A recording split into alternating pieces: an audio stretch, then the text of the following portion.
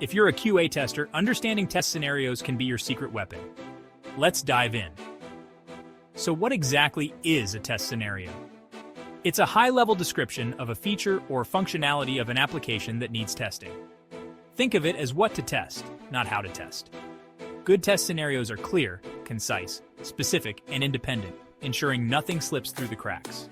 To create one, start by understanding the application's requirements.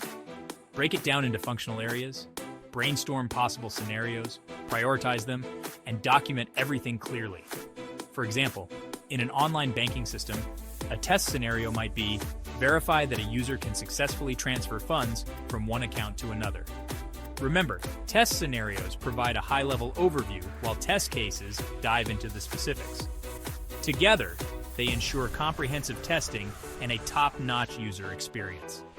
By mastering test scenarios, you can enhance your QA process and deliver flawless software. Happy testing!